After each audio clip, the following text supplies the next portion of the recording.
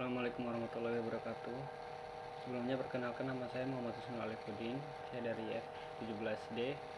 Di sini saya akan mempresentasikan tugas presentasi mata kuliah teknik kompilasi mengenai materi error handling atau penanganan kesalahan. Pada error handling ini ada 5 poin, yaitu yang akan saya jelaskan. Pertama, ada kesalahan program. Kedua, penanganan kesalahan. Ketiga, reaksi compiler pada kesalahan. Keempat, error recovery. Kemudian yang kelima, error repair. Pertama yaitu kesalahan program. Apa saja sih contoh kesalahan program? Pertama itu ada kesalahan leksikal. Kesalahan leksikal itu kesalahan dalam mengetik atau mengeja. Misalnya kata den ditulis typo menjadi ten. Nah, terus ada juga kesalahan sintaks. Kesalahan sintaks itu merupakan operasi aritmatika. Misalnya operasi aritmatika dengan tanda kurung yang jumlahnya kurang, seperti contoh di bawah ini, yaitu misal A sama dengan X plus B kali C plus D. Di situ kurungnya kurang 1. Seperti itu contohnya. Kemudian kesalahan semantik merupakan kesalahan seperti tipe data yang salah, kemudian variabel belum didefinisikan. Misalnya B sama dengan B plus 1, sementara B tersebut belum didefinisikan. Kemudian penanganan kesalahan. Apa saja langkah-langkah penanganan kesalahan? Yang pertama itu mendeteksi kesalahan. Kemudian yang kedua melaporkan kesalahan. Dan yang ketiga tindak lanjut perbaikan. Reaksi compiler pada kesalahan.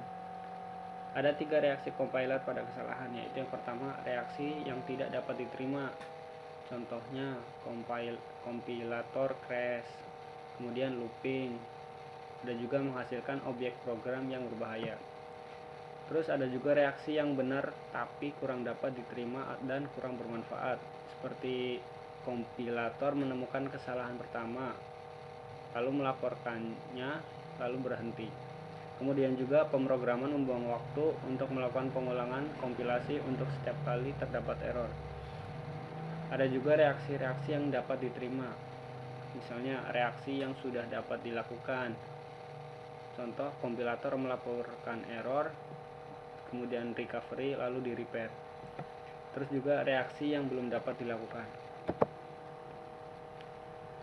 4, yaitu error recovery. Terdapat sintaks directed recovery.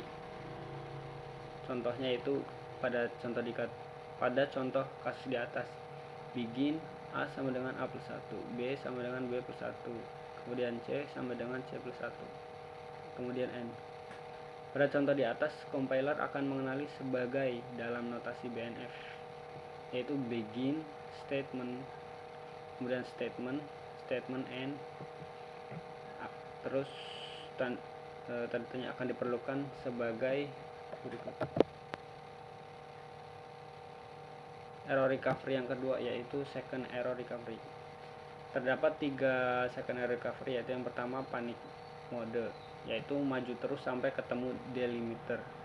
Contohnya if A sama dengan 1, kondisi sama dengan true. Pada kondisi di atas tidak ada then, compiler melanjutkan sampai ketemu delimiter. Kemudian yang kedua yaitu unit deletion, atau menghapus keseluruhan suatu unit sintaksis dan mempermudah untuk melakukan error repairing. Yang ketiga yaitu context sensitive recovery, merupakan berkaitan dengan semantics. Contohnya yaitu B sama dengan budi luhur. Variabel B belum dideklarasikan, maka akan diasumsikan variabel B sebagai bertipe string. Error repair yaitu memperbaiki kesalahan dan membuat search program valid atau memodifikasi. Ada 3, yaitu mekanisme ad hoc, kemudian syntax directed repair, kemudian context sensitive repair. Mekanisme ad hoc tergantung pada si pembuat compiler tersebut. Sementara syntax directed repair menyisipkan atau membuang simbol terminal yang dianggap hilang atau menyebabkan error. Context sensitive repair ada 2, yaitu tipe identifier atau membuat identifier dummy. Yang kedua yaitu spelling repair atau memperbaiki kesalahan pengetikan pada identifier baru. Misalnya kata while di sini ditulis WHILLE, A sama dengan 1 do, maka identifier yang salah akan diperbaiki menjadi kata while yang benar, yaitu katanya WHILE. Terima kasih untuk waktunya dan yang menonton video ini. Mohon maaf apabila ada kesalahan. Terima kasih. Wassalamualaikum warahmatullahi wabarakatuh.